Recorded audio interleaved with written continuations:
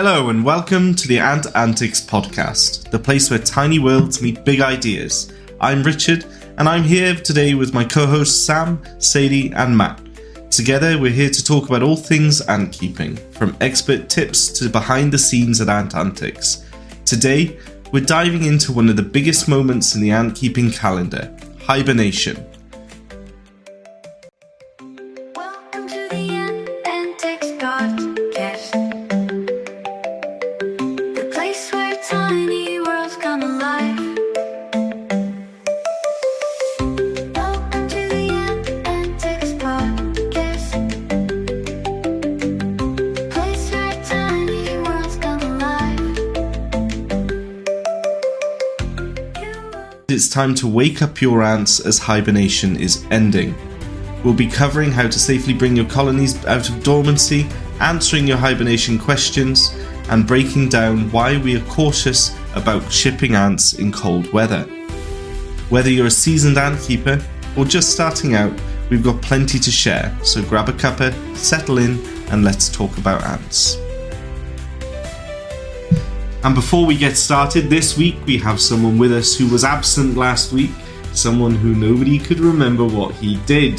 So please introduce yourself and what do you do at Ant Antics? So, hi, my name's Matt. I work in manufacturing. I'm the one who sands all of the inserts. I insert your nest with the brass inserts. It all goes together. I design and make sure everything goes out to you guys perfectly. Wonderful. So let's start this off. We're going to talk about hibernation. We're going to briefly cover why ants hibernate. And it's very simple. In the wild, hibernation is a threat response. So the threat being the cold and sub-zero temperatures, the ants go into a state of dormancy to protect them. They've developed over generations, should we say generations? No, over thousands of years. Years is that better? Yeah. They've developed over thousands of years to even create an antifreeze within their body to prevent that happening. Now, here in an ant store setting, as you'll all agree, winter's a very welcome time because we hibernate all of our ants artificially, despite them not technically needing to do that. We do it because it gives us a nice break. The ants go into hibernation and we save on Sadie's wage bill a little bit. But there is argument to say, and we'll get into all of your personal opinions on this just now, there is argument to say, and there's evidence to suggest that if you remove the threat from the ants, in which case is captivity, then they actually don't need to develop a threat response.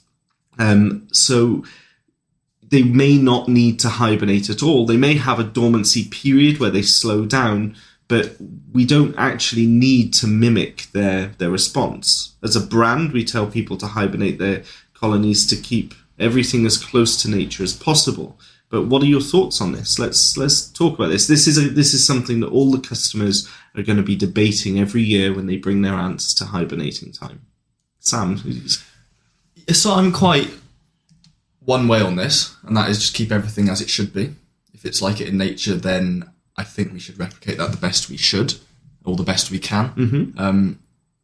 I agree, and again, it's the debate of some species over others are a lot more, say, there are some species of carpenter ant out there, so Campanota ligniperda, Campanota herculinus, they're very kind of, the biological clock is very built in.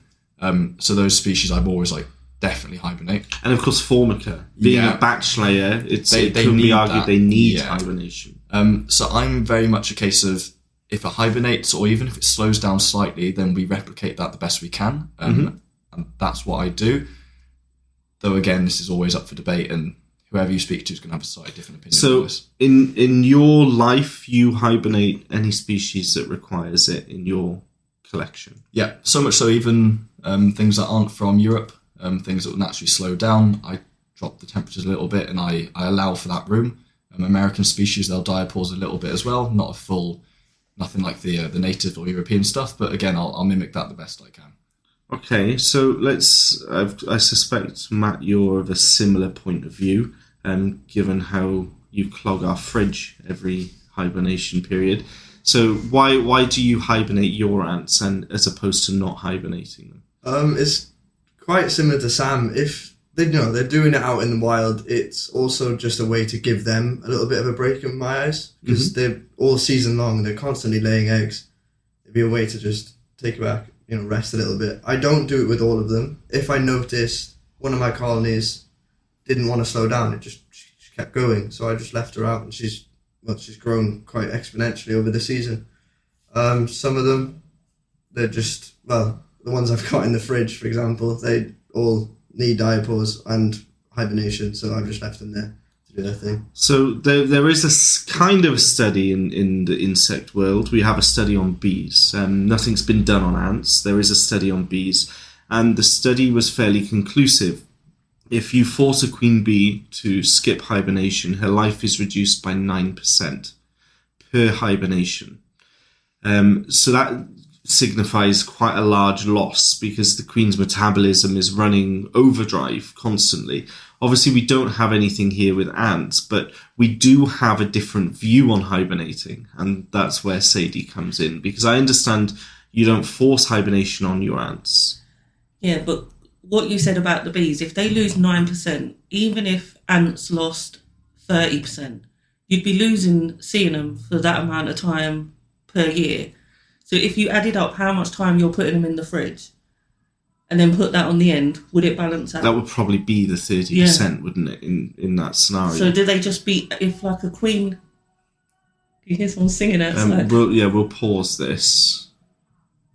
So yeah, you make a valid point that the time that they lose in their life would only be the time they'd be in a fridge anyway. Why do you have your views on hibernation, how you do it? What has brought you to that conclusion? You've kept ants for so many years now. You've obviously got a method. Well, I used to try and hibernate my ants, but my ant keeping's very on a budget. And I'm not allowed to put ants in my fridge at home. So it would have meant buying a fridge, buying all this stuff. And I started off just doing it in an incubated box in the garage, just lowering their temperature, monitoring all the time. And it was so hit and miss that I just... It's high risk as well. I just didn't bother. And like some of them, if I see them like closing up their nest entrances or like really showing signs of wanting to take a break, then I would just take them off the heat mat. But so they do kind of get a break. Yeah, but not really. My real answer is I just don't bother. Okay. And I've not had any sort of significantly bad effects because of it. But I do recommend that everyone else follow the instructions. Like, I just do what I want to do, but follow the instructions. All the colonies here we hibernate that need it. I just don't. And I think we do see some perks to the hibernating that we do. There's a very distinctive difference in a colony that's been cooled down, hibernated. When they come out of hibernation, they wake up, you get the protein in them, and they do go into overdrive. You get mounds of eggs. It really does start the year off. It's kind of like that sleep is really needed for them. But everybody's different, and everybody's going to have their own views on this. And ant keeping isn't one set of rules is the only way to do it. So it's nice that we have someone with a different opinion to that. I just think in the wild they'd have to, because of the cold, because of the lack of food, because of all these other factors. Whereas at home, you can get rid of all them problems for them, and they're just fine. Well, I think they're just fine. Yeah, but so that goes back to the threat response, doesn't it? There is no threat. They do not need a response. But if they do need a little break, you recognise that, take the heat off, and give them time. I think this is fair to say as well, is that we just don't, as you said, the study's been done on bees. We just don't know. It hasn't been done on ants. So even though I'm saying that, yes, I follow everything as it should, we don't know if there's, as you said, there's no threat response, everything kept getting food. If there's a problem with that biological clock then, or if there's a problem with, ovary production, anything, like, there's all these things that just I don't think have been looked into. So there isn't a conclusive yes or no, isn't it? I'd agree with that. So for everybody out there right now with native species or European species, it's time to get them out of hibernation. Here, I think, is very simple. We remove them. We leave them in the kitchen for a few days because that's the coldest room in the building, and then we bring their heat up. As opposed to shocking them straight from their 6-degree state up to their 24-degree state. Is this what you naturally do at home as well? I think it's all right. I know I don't hibernate, but even here, like with the stock colonies, I think a lot of people forget that and they'll just dump them straight into the fridge and then take them straight out. I was the going fridge to say again. this, yeah. That would be one of the biggest reasons why hibernation would fail for someone, is cooling them too fast. Yeah. Because it doesn't cool so fast outside, does it? And where they are 2 meters underground, it's never going to reach freezing, but it's going to cool over time as the cold gets through the soil. And there are still going to be warm pockets in that soil, even if it is cold. So yeah, the key things I think with insects in general, but ants, I won't go off topic, but it is everything, just do it slowly. Don't rush it. Couple of degrees a day. On the other end as well, warm them back up. And do that everything. doesn't have to be a monitored couple of degrees. It could be moving them through various rooms of your house. Yeah. So everybody knows the coldest room in their house. You bring the ants out of the fridge, just leave them there in the 100%. utility or wherever. And then you slowly move them to the heated rooms over the course of a couple of days. And then that way you're not shocking them. And they're going to be hungry. So, get proteins in with them, sugars in with them every single day. Swap it out every 48 hours. Give them a good couple of weeks of boosted protein and nutrients. I don't know if this is in it, but this is a question then. Feeding in hibernation, because I get asked that a lot. And it's if we do it, if we don't do it, anything in between. Well, let's go to the husbandry person. Red ants, we would. Anything with like So semiclostrals. anything with Lasius and all that lot are totally fine. So they're still consuming the food just at a slower pace because they're semi-dormant. Whereas fully claustral queens, they can go an entire hibernation without anything, or do you put anything in at some point during their few months? No? No. Perfect. You have to check them all the time for their water levels. And we keep ours in the fridge. You have to open your fridge regularly just to let air in. Yeah, I think so that's another thing. and we Water should do. levels, mold outbreaks. Didn't things we like put that. cups of water in the fridge this year as well? Yeah. Because it works as a dehumidifier fridge and it pulls the moisture through the cotton. So I think we put cups of water in the fridge. I don't know whether it's made a difference or not, but either way, they do need checking. Yeah. Frequency, once every 2 weeks, would you say? Yeah, plenty. Yeah? Just, okay, so everyone's got them out. So, Well, sorry, one more thing. The best thing you can do is prep beforehand. So make sure you're putting them in longer tubes with plenty of water so you ain't got to disturb them all the way through and things like that. so what are the good signs that they've had a good hibernation and they're adjusting well to normal temperatures? Normally for me, it's that they're starting to forage again. So if if they've warmed up to a point and then they're all looking active and alert and almost even more hungry as before you put them in, that's a good indicator that it's worked and now they're just looking for food again. A couple of weeks from that, you're going to see queens fattening up. So when everything starts kicking again, that's another good sign. And then obviously the end result is going to be fresh eggs. After that is your proper indicator of it's worked, everyone's happy, everyone's healthy. And of course, if you were lucky enough to have a fresh queen before hibernation, then she probably went into hibernation with eggs. Yeah. And now they'll be starting to develop a couple of weeks after, she'll be starting to feed the larvae. And it seems to happen really quick after hibernation. You get something quite fast out of a colony. So the last section here to talk about with hibernation is the common mistakes people make bringing their ants out of hibernation. Of course, we've got the ones that they would have already done at this point. We're a bit late to help them with cooling them down slowly. But what mistakes could people make bringing them out of hibernation? So I think we've covered two of them. Mm-hmm. And number one was not doing things slowly enough and just treating it as one extreme to another. So it's gradually acclimating them to something. And then I think the other one we've also covered, which is not feeding them straight away. Even if they don't go for it, give them the option because they're going to come out and they're going to be hungry. And if you heat them back up, they haven't got any food, there's going to be a problem. So I reckon those are two. I think those are the main ones, to be totally honest. I don't know if you've got anything to add to it. I agree with you because as soon as you start warming them up, they're going to be expelling energy by running around looking for stuff. So get the food in quick. And fresh water. Yes. Get a source of fresh water in there with them, whether it's a new tube or whether it's something else. They've been sitting in that tube for months. Bacteria is going to go the second heat gets on it, isn't it? Yeah, problems start to arise that even if you can't see, as you said, the bacteria, if there's a problem, that you'll see that in the next couple of days and everything that heat brings in. Wonderful.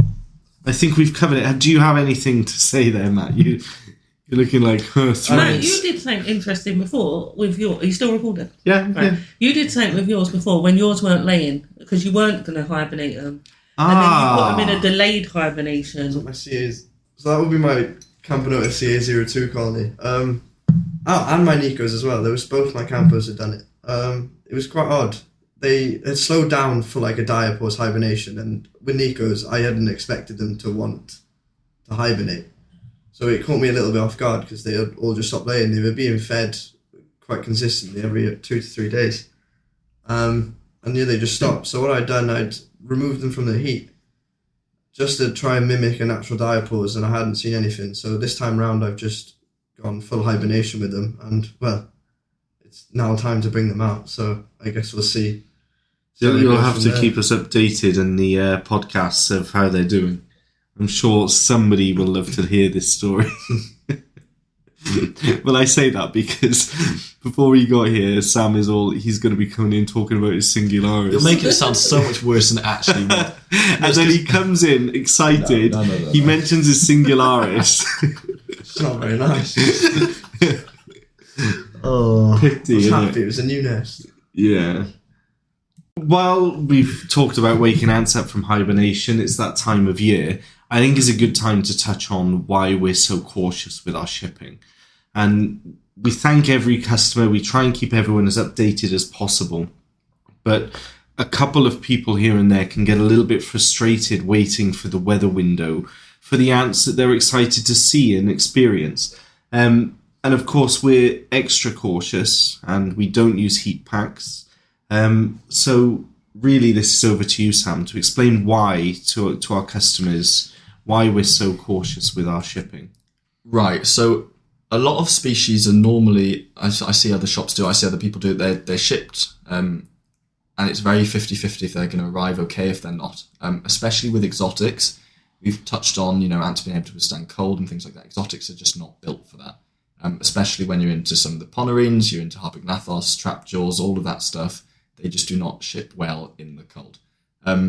So the alternative that people think is, okay, that's fine, put a heat pack in there and they'll be okay and you can ship them in the cold. Our death rates were 18% with heat packs 2 years ago. So we tried this. What tended to have happened though is that the fluctuations within that box were too great. And this, a lot of ants are obviously naturally packed in test tubes. This causes a problem because if you heat up a test tube, any ant keeper will probably know this, you're going to get condensation. Now imagine that on a lot greater a level, and you've got small species, or any ants don't need it in their tube, but especially small species, you're going to flood, the tubes flood, and you have almighty problems of ants around that will they were drowned, there's no nice way to put it, deceased, and just not in a good way. And so, how many did we get when we were using heat packs? How many did we get that didn't even work? The heat packs were cold. Well, now this is another problem because we're putting our faith in a heat pack, but there is no way of knowing if it's going to, if that fails 30 minutes down the road from when it's left us, we're in no control of that anymore. So this is why now we've gone to not using heat packs, monitoring those weather windows and keeping everybody updated with it. And it would be also good trying to get them out as quickly as we could, wouldn't it? But what people don't realise is we've got one big problem if they die. Those queens have been loved, they've been grown, and we've got a Sadie to answer to. Yeah. If something goes bad in shipping. It's funny you say that because I would love nothing more for somebody to order and we can get it out the same day. Yeah. Because number one, obviously the customer's more happy or happier. And it also makes my life an awful lot easier because you can imagine if I don't ship for 2 weeks, say for example we're in minus temperatures because we had that a couple of weeks ago. It was carnage, like 3 weeks no shipping. Yeah, and there's nothing we can do. We kept everyone updated. But you can imagine those orders don't go anywhere. And I've got maybe a day or two, that's the weather window, to get them out. So I'd love nothing more than to get an order in and just ship it. But the health of the colonies comes first, and that's what we're priding ourselves on then. We genuinely love these ants, don't we, Sadie? Oh, 100%. What did you tell me earlier about your dog? No. But nicest. Sadie would take the ants over the dog. Let's put it like that. Yeah. But the ants, her personal ants, and the ants in the storeroom, she came out with a comment of she'd choose those over the dog. But that's so much better. Yeah. 100. We won't go to the ins and outs, but yeah, the ants come before the dog. In essence, then we thank you everyone who orders and is patient with us, and we know we're probably not shipping them as quickly as some other stores might, but we're not willing to take the risk. We genuinely care about these queens, and we love every queen we've raised, and we're not prepared to risk their life. But the result is, when customers are getting their colonies, we've never had so many emails as we have in the last few weeks of customers praising us, saying how beautiful their colonies are, and they understand why the delay happened. And that's the rewarding bit. I think the key out of all of this is just the communication. And as I said, so 9 out of 10 times people are completely fine with this. But it's just the communication, make sure everyone's okay, everybody's updated, so everybody knows what's going on. And of course, anyone can phone us. If you want an update and you're a little unsure if it's going to be too cold, give us a ring. Just as a ballpark figure, Sam, what sort of temperature do we look for overnight in the customer's area, in our area, to be able to start shipping again? So anything above, we say that below 5 degrees we don't ship. Categorically. Exotics. Some, again, but the natives, just because they should be okay, we're not risking it. So that's what we look for. Ideally, I want 8 or 9. We don't always get it, so it's above 5. But we track the whole route. So trust your judgment, is it, Sam? Yeah, 100%. I've never known anyone check the weather as much as you. I know, he's on it all the time. I Met kid you not, office. it is my secondary job at this point. Yeah, he genuinely is, and he's looking at where the common depots are to see where they're going to end up, because going from us to London might stop in Milton Keynes, and he knows about it. And he's like, no, that's going to stop there, and it's cold there overnight. And this is the problem, because sometimes we get customers going, the daytime temperatures seem fine. I say, it's been warm today. I go, this isn't the problem, because daytime temperatures are fine. It's the false illusion. It's then going to sit in a depot overnight, and it's going to drop to, -1, 0 degrees. And it's going to be on the back of an unheated lorry moving across the country in that time as well. Unfortunately, it makes no difference if it's 11 degrees in the day. They're still going to have to withstand those cold temperatures in the night. So that's what I'm looking for in that. And then it feels like we're going to get a month or 2 of this, and then we're going to be on a podcast talking about why we're not shipping in the heat. I was just thinking that. But I cannot wait for the temperatures to increase, and I don't have to worry about this cold. Yeah, but then we've got 27 degrees. Well, that's a future sun problem. We get it every summer, don't we? So let's talk about our favourite feature of the podcast here. Let's get some hype going. We're going to talk about ANTCON. ANTCON is approximately 30 grey hairs away, and way more than that for you. I think they may already be there, but I'm not going to tell them. No. I think I've got 30 left to come. Oh, I see. Right. So we have sold the record number of tickets for ANTCON for any year. Nearly all of them combined, would you say, by the end of this? But we're up to 178 visitors confirmed, booked in and attending. That's on the Saturday and the Sunday. Well, it's more than that, because all the helpers and... Yeah, we can add 20 tickets on for them too. So we're literally just about to break the 200 visitor mark. Yeah. And that is going to be something crazy. So as it stands, we're looking at 2 100 visitor days. That's going to be a repeat of each other. I'm really excited. Slug Disco have confirmed that they'd like to come back. And this year, instead of doing a talk, because their game's now released, what they're going to be doing is bringing some laptops with them. With laptops we can muster here as well. We can probably get 6 or 8 of them together for a big battle. And they're going to be showing people how to play the game. There's going to be prizes on offer. I think that's going to be great fun and something different for ANTCON. That sounds very cool. Would you win against me? It depends. Right, you here buy we go. extras in games. Here we go. You can't, if you can't This spend money game is on it, not then pay you'll to be win. I was going to say, is there cheating involved? No. Because you're in contact with them, not me on this, so you could have pre-arranged anything. And he'll kick you in the shin to win. Yeah. Oh, yeah. He'd kick me in the shin, or he'd email beforehand to put a bug in my laptop or something. No, I'd put the bug in your laptop. Sit right here, Sam. on this pin chair. Is this competitiveness healthy? Because we had a whole Yeah. debate about running the other day. Yeah, but he thinks he's going to smash you. Yeah. Oh, that could. Oh, ANTCON run. Go on then. Go on then. I haven't got time. Oh, okay. ANTCON. All right. Right, anyway, let's stick to ANTCON now. The ducking was Stick mental. to ANTCON. So we're going to have the exhibits again this year that customers can bring. How are we going to run that this year? Let's discuss this now. Let's have our team meeting live on a podcast because we've got 2 days and 2 lots. Are we going to do one overall competition, or are the people that bring their exhibits going to enter into the Saturday or the Sunday, depending on when their tickets fall? Oh, it's a tricky one because you don't know if they're coming, staying for both days. Will they have to take their colony home with them on the Saturday? Well, what I was thinking was anything not in use, we put in a room and cover, just so that on the day only the ones are out. Or we can have Saturday, Sunday stickers, and we have all of the exhibits out together. But if they're here on the blue day, which is the Saturday, then that's the colonies they've got to vote for. I think that's probably the fairest way to do it. Because if we're doing a repeat, which is, as it says, a repeat, we do the same thing, right? Just change the colour of the stickers. Yeah. Yeah. We can have all one side of the room being Saturday colonies exhibits, the other side being Sunday. Yeah. And when people are voting, they're passing their vote on either day that they're there. But then could someone win on both days? Have they bought a ticket for both days? Something for that. Yes, absolutely. Then they'll get 2 colours. And they'll get both dots sent because Can we enter? no. Oh. I think people would have something to say against that. Yeah, but I was a customer first, and I've entered. This is Yeah, true. you're one of us now, Sadie. I'm one of them as well. She's one of us now.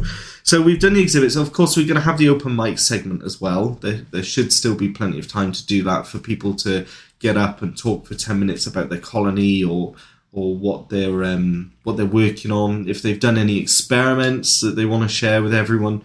So really, what I think we need to send out an email to all ticket holders at this point, don't we, with an update and tell them how they can let us know if they've got an exhibit, how they can let us know if they want to do open mic.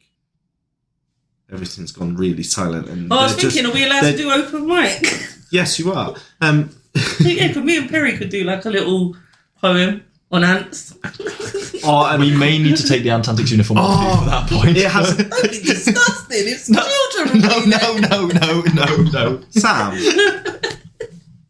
Oh, it's an image I've of got my a ticket brain. box to say this is friendly for all It's an image of my audiences. brain. Get it out. I did not mean it.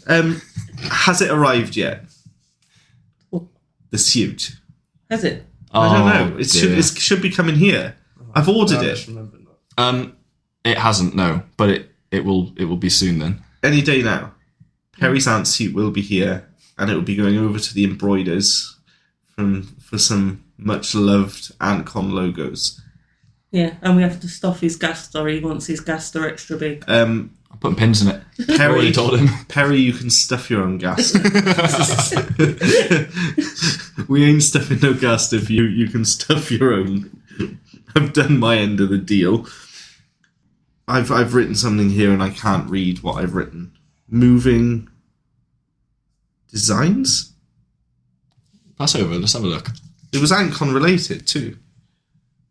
Oh, and with the exhibit thing, if people message us or on Discord or on whatever, so we know what sizes they're bringing so that we can make sure the spaces are allocated so that we know what's coming in.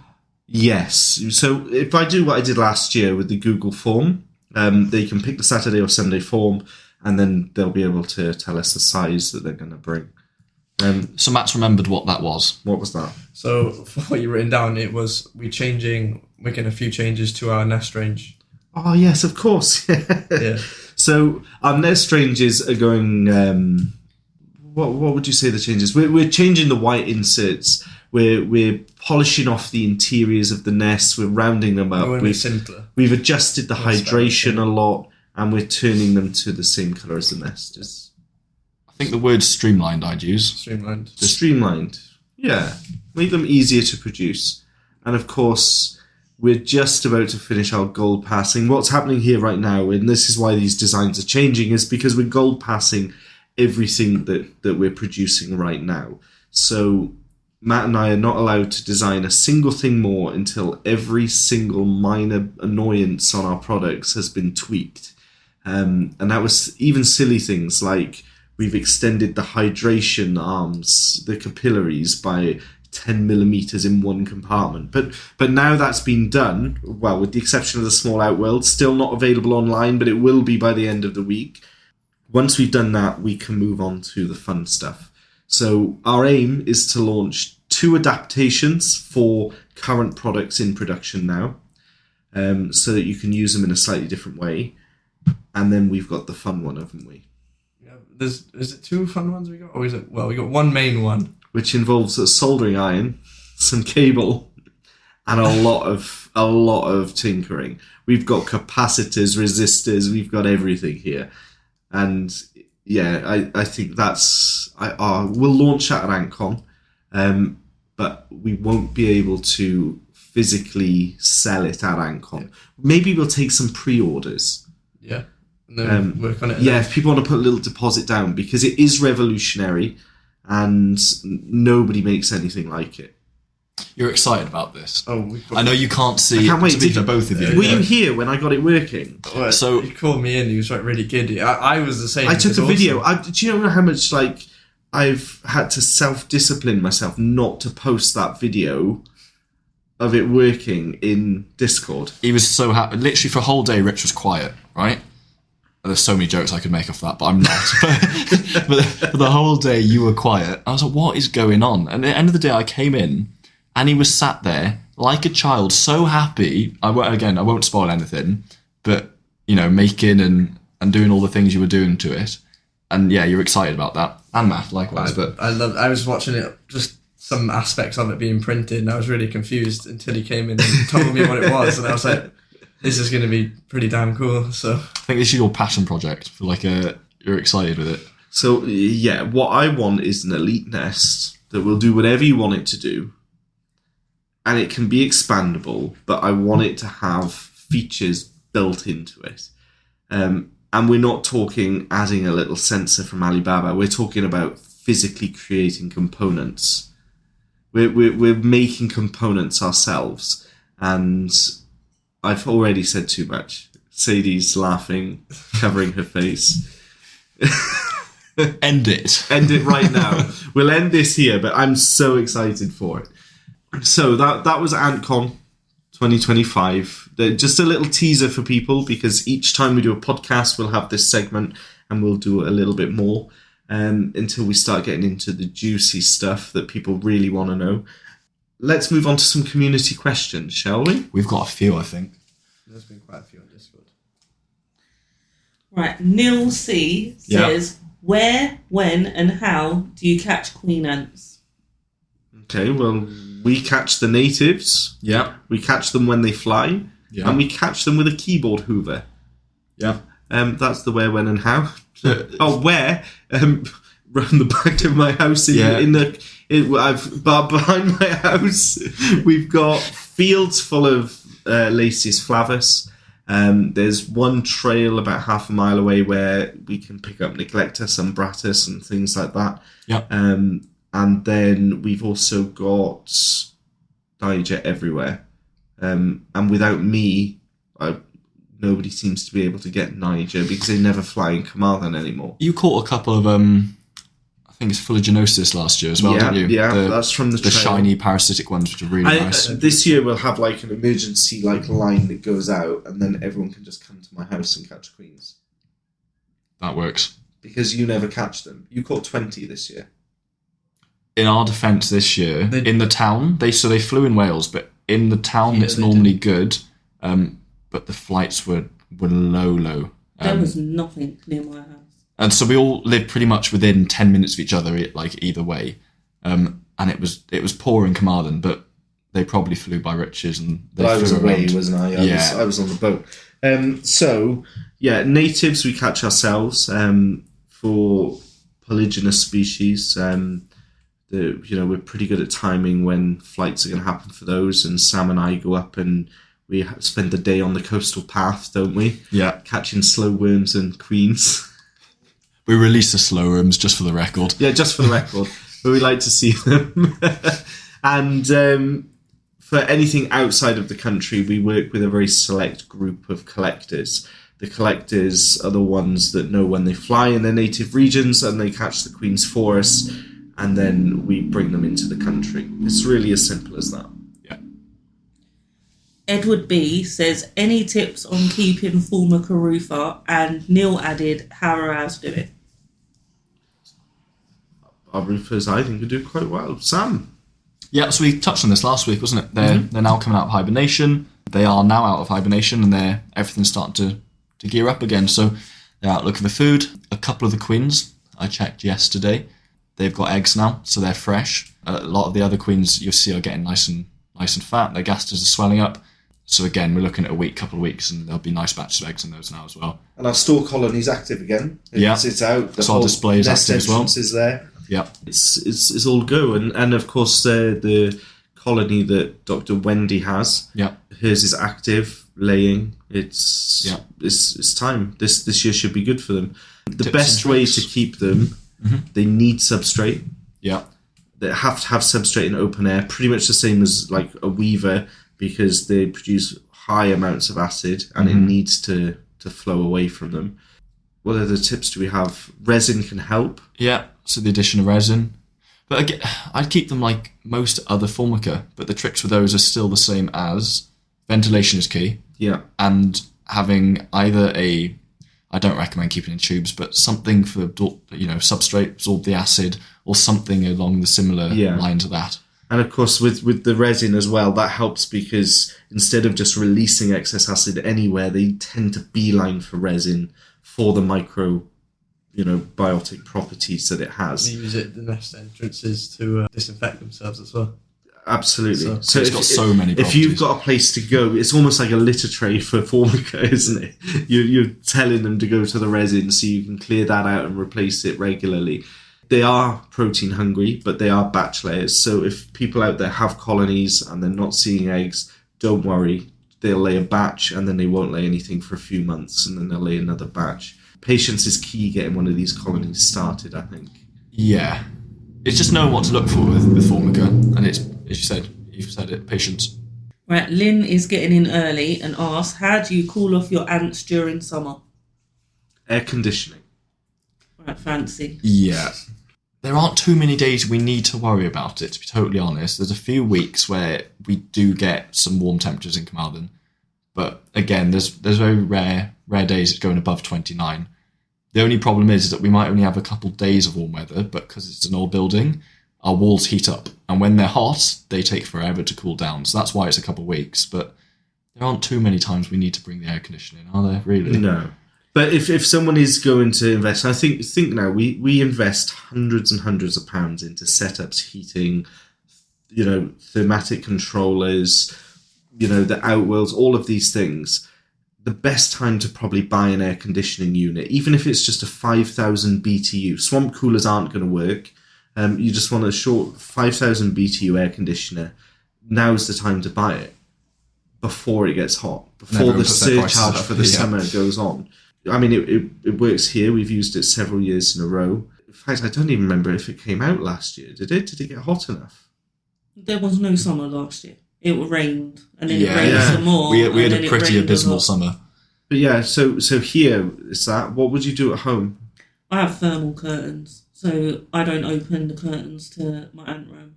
Okay. There's a thermal curtain that leads off the ant room to the rest of the house as well. And I just try and keep that room as dark and unbothered as possible. And obviously turn off all your heat mats and things like that are adding to it. Yeah, so I only keep exotics, so it's not too much of a problem within reason. But again, even if I didn't, I'd probably go down to, one of the cooler rooms in the house, the kitchen, something like that. I've seen people use ice blocks, put them not on the colony or touching, but around the area, put them in a different container and just cool that. Or you can put the ice blocks behind a fan and then it circulates. Like a swamp cooler. Poor people one that I would use. What do you call fancy? Poor people. No, I get what you're saying. It adds a lot of humidity too to the air. Yeah, there's different ways to do it. It doesn't have to be you have to buy a whole fridge for it or a whole aircon unit. But for our scale, that's what we do. Yeah. But there are DIY ways to do it. Same for you, Matt? Usually, because they got the sun on my vivariums all day round, I usually just keep the curtains closed, turn off the heat, and leave the viv door open. It's the best I can do. It usually keeps them around 26 at that point. Do you have any fans or anything? Just if it gets above 28, then I'll put one in. Oh no, well, the one's in the vivs anyway. But apart from that, And in general, with your house, if you've got a loft, if you open up your loft hatch, the heat will rise.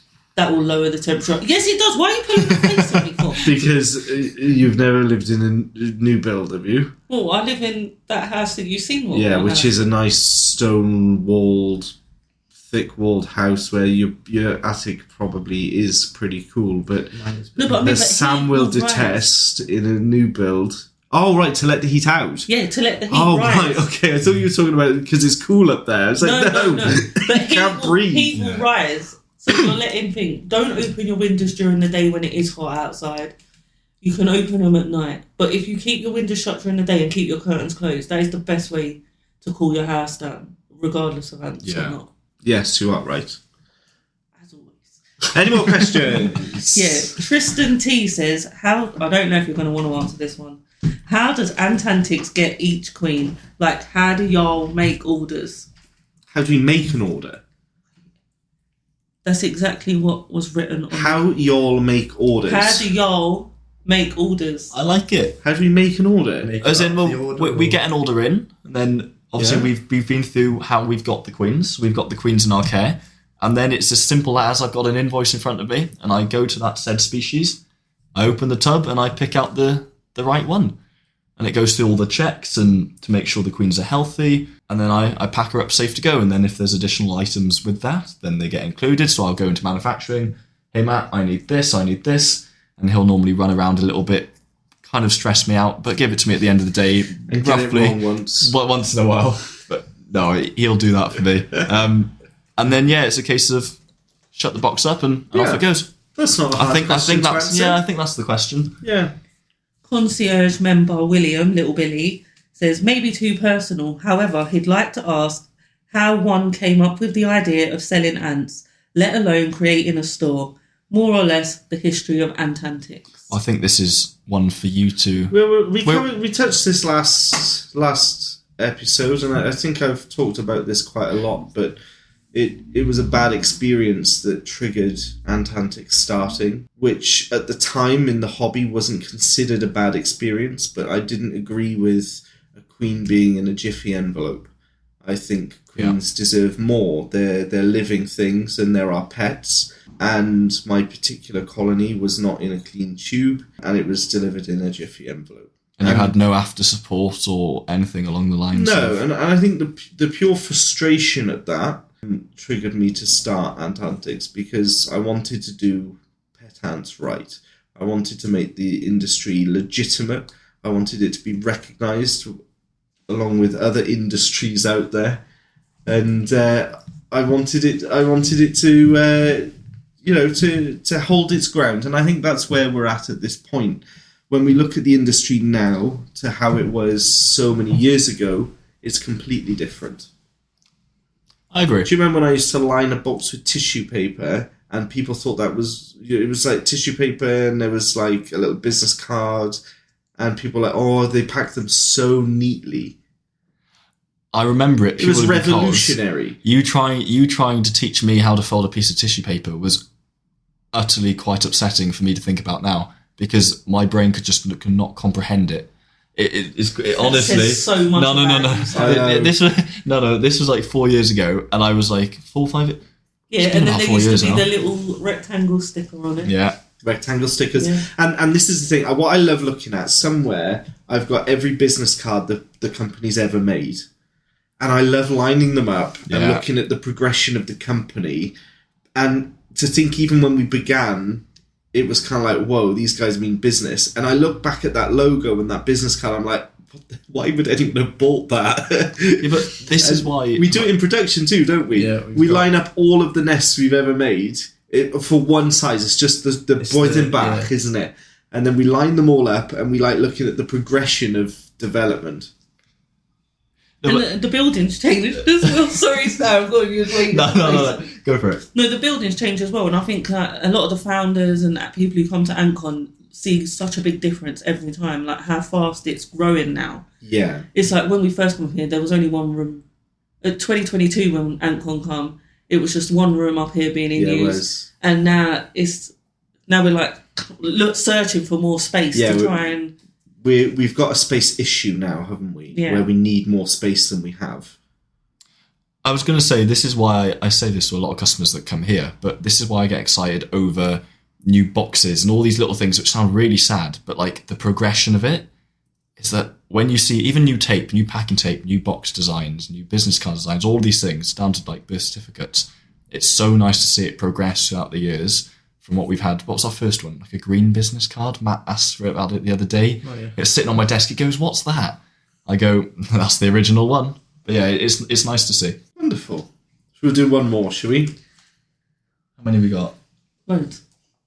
That's right. So another concierge member, Perry, has asked, how excited is Sam looking forward to seeing PJ and his bag of tricks? Can we just edit just a pause? Just a complete... I am excited to see Perry. You know, the bag all of of tricks. this started because Yeah. you lied and didn't come and see him when he was here. I didn't even lie. I wasn't in.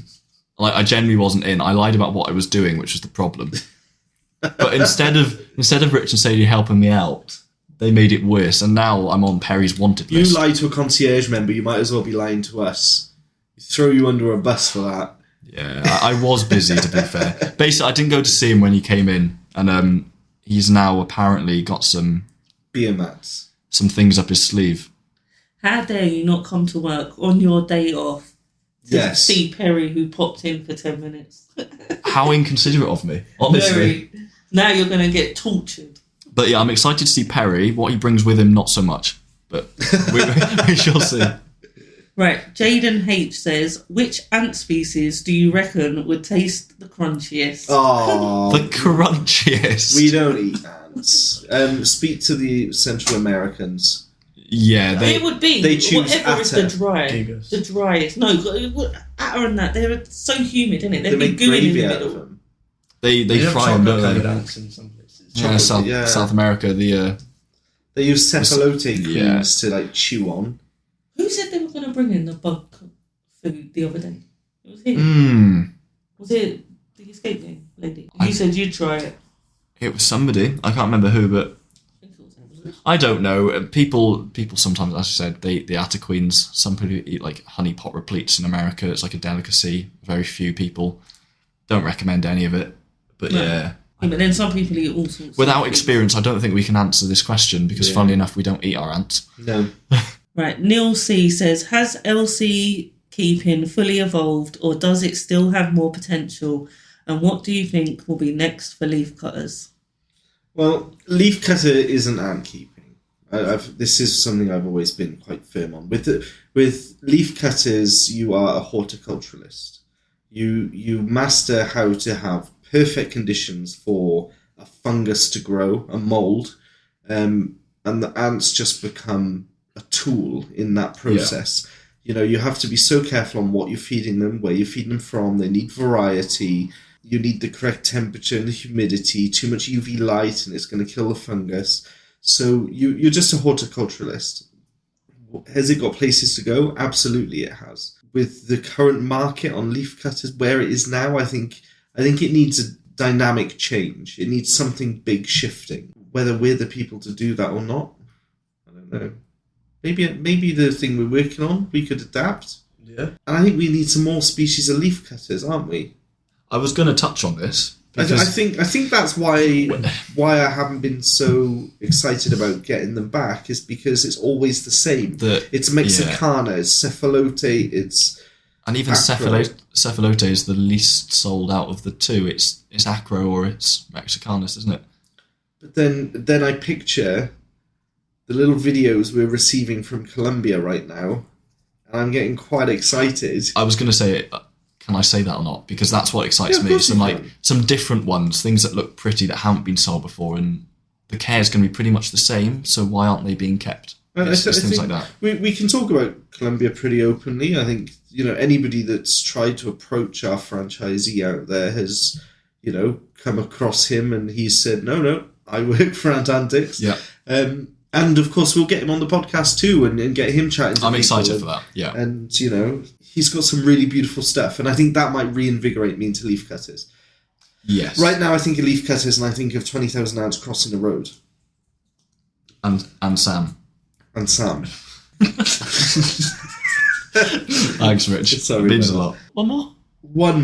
One more if there's one there.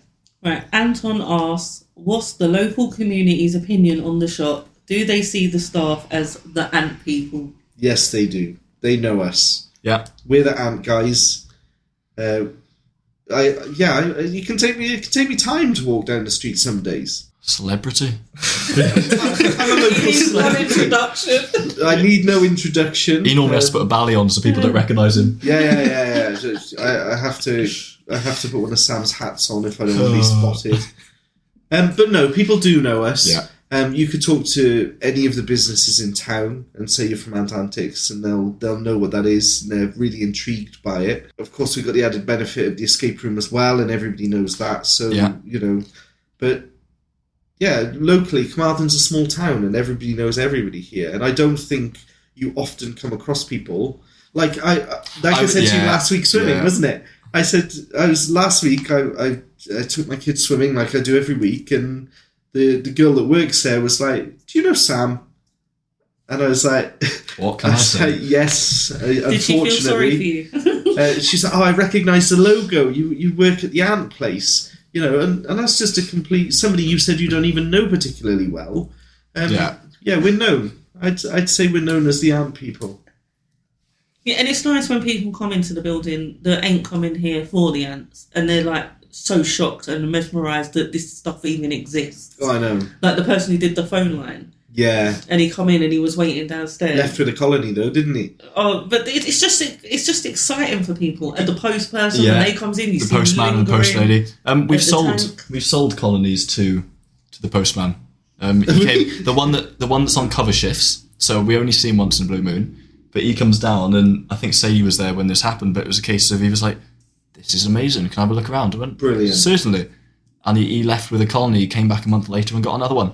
So it's things like that, and then naturally as well, there's two businesses from the same premises, and that door's normally open from the escape room, and you can see just into the ant room or display room. I tend to leave it open at weekends so people can just go through and explore. And people are amazed; they love it. So let's wrap this up, shall we? I think we need to do a shout out to our concierge people.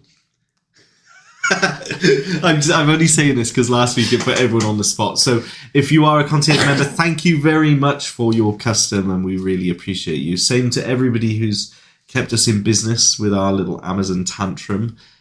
We're supporting yours. It's a valid tantrum. Yeah, but yours. We've been scammed, and it's time to look at our customers. No, not because they're scamming us. because they're supporting us. We don't need to be chasing a few Amazon sales for these billionaires. We have our community and we have our customers that we recognise and love. We're going to come back and do another podcast in a couple of weeks' time. The topic is unknown. The time and date is unknown. But we can say for sure that it is going to be recorded. So we are going to be talking, making mess-ups, and we can't even edit them out because there'll be video there that will be jumping all over the place. Yes, we're doing a video next time, aren't we? Yeah, with the new webcam that moves. You get to see Matt's curtains. Brilliant. Oh, yes, you get to see Matt's hairdo. Well, it's better. I don't look like Sam anymore. It's fine, Matt. You Thank just you. look like you're from the 60s. That's not a problem. I'm one of them. John Travolta. We can't keep this in, can we? We can. We cannot end. You can if you want to. We cannot end. I'll pay you It's to like keep a it in. post-credit scene. Oh dear. Right, let's do the wrap. So that's a wrap for episode 2 of the Ant Antics podcast. If you're bringing your ants out of hibernation, take it slow and steady. Have you got a question for us? You can drop it in our Discord or our social media. Until next time, happy ant keeping. Deep underground,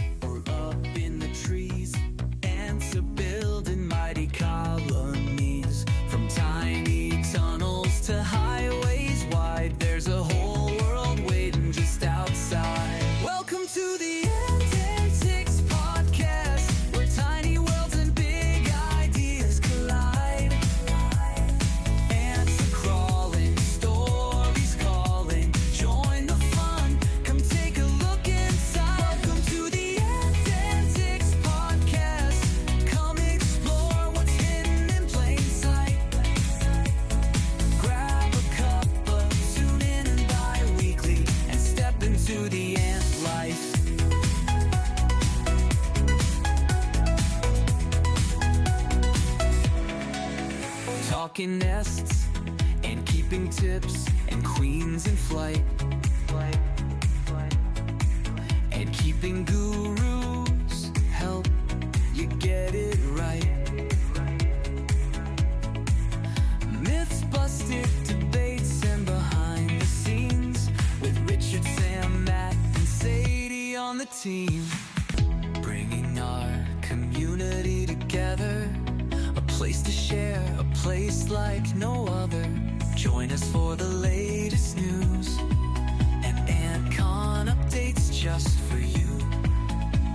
From new releases to special guests, we've got the stories and keepers love best. Welcome to the Ant Antics Podcast, where tiny worlds and big ideas collide. Ants are crawling, stories calling. Join the fun, come take a look inside. Welcome to the Ant Antics Podcast. Come explore what's hidden in plain sight. Grab a cup, tune in and bi-weekly, and step into the ant life.